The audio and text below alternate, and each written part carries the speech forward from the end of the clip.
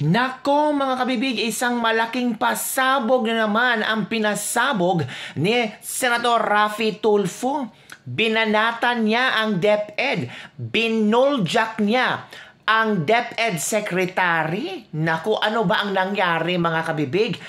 Naku, may nadiscover si Raffy Tulfo na 12,000 ghost beneficiaries sa tuition subsidy program na ugat hindi katanggap-tanggap para kay Senator Raffy Tulfo ang paliwanag ng DepEd na bunga lamang ng clerical error ang pagkakaungkat ng ghost beneficiaries ng tuition subsidy program ng ahensya para sa mga estudyante ng pribadong eskwelahan.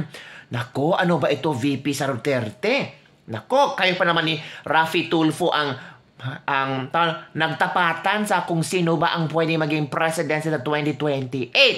Ito kasi nangyari kabibig ha. Kalma lang tayo. Kalma lang. Huwag masyadong maitan ng ulo kasi para yatang naka-score si Raffy Tulfo sa DepEd. Parang naka-score siya kay VP Sara Duterte. Ito ang sabi sa pagdinig ng Senate Committee on Basic Education, hindi tinatantanan ni Senator Raffy Tulfo ang mga opisyal ng Department of Education matapos madiskubre ang di umano'y pamamayagpag ng mga ghost beneficiaries sa Government Assistance for Students and Teachers in Private Education or GASTPE na may kabuang bilang ng 12,675. O may mekos-mekos? May mga ghost beneficiaries ba ito? Idinahilan ng DepEd na clerical error. Bakit nagka-clerical error yan, DepEd? Hindi nyo ba dinouble check? Triple check para pag-present nyo ay wala talagang makitang bulilyaso o pruweba itong si Raffy Tulfo. Kasi kailangan talaga ramdam nyo mga kabibig. Basta DepEd, grabe bumanat si Raffy Tulfo, no? Lahat ng mga hinanaing mga parents ba? Pati PTA, mga projects sa PTA, dinadala sa Raffy Tulfo in action. Tapos dadalhin ni Raffy Tulfo sa Senate hearing, sa Senate Committee. Parang ang Senate Committee, ang Senate hearing, parang continuation niya sa Raffy Tulfo in action. Di ba ganun lang ba? O obserbasyon ko lang ha. Hindi matatanggap ng mababatas na clerical error yon. Lumitaw sa pagdinig na tanging ang Private Education Assistant Committee lamang ang may hawak ng mga benepisyo sa GASTPE. Kung ganun man, dapat maganda din ang nakita ni ito ni Raffy Tulfo. Para pera ng bayan yan, tax ng bayan yan, of course. Kailangan managot ang dapat managot. Kung clerical error, kailangan nila i-explain kung bakit clerical error. At magpapakita sila ng kaayusan ng mga data nila, yung totoong data na walang makikitang mintis. Walang makikitang 12,000 ghost beneficiaries. Sobra naman yan, dami ha? Ito ang sabi ng ni Rodora Ferrer, Executive Director ng PAC. Totoong bata sila. So, hindi sila ghost. Ay, totoong bata pala yung Raffy Tulfo. Hindi pala sila ghost. Tapos, pinangalangan mong ghost beneficiaries. Nandun kami. Totoong bata sila, pero hindi sila eligible based on the guidelines.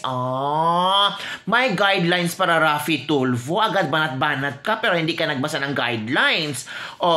In-explain. Medyo mahirap sabihin na ghost dahil hindi sila makakabill kung wala sila sa LIS. Ay, oo nga.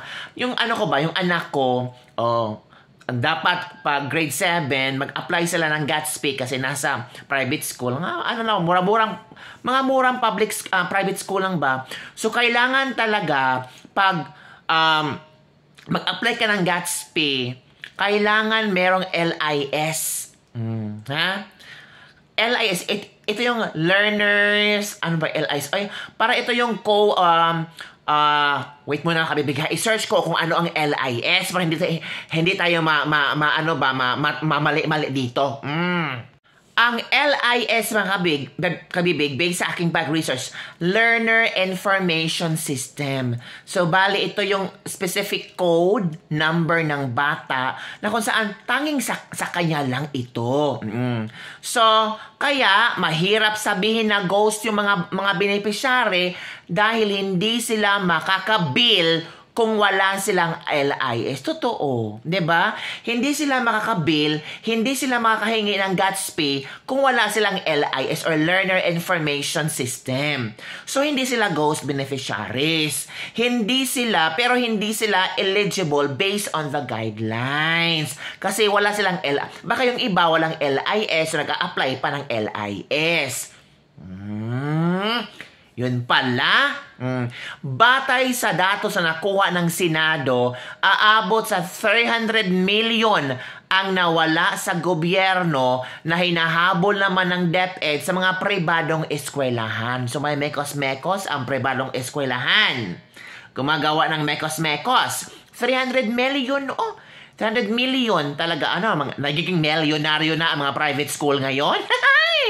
Ang programa sa Students Tuition at Teacher Salary Subsidy ay base sa umiiral na Gatsby Act. Gatsby. Ano ba ang Gatsby, kabibig? Ito ay Government Assistance for Students and Teachers in Private Education. Umiiral sa Gatsby Act kung saan tinutulungan ang gobyerno ang mga kwalipikadong estudyante mula sa middle income sa pamamagitan ng financial assistance. O yun ha, alam natin yan. At eto na. Ito na ha.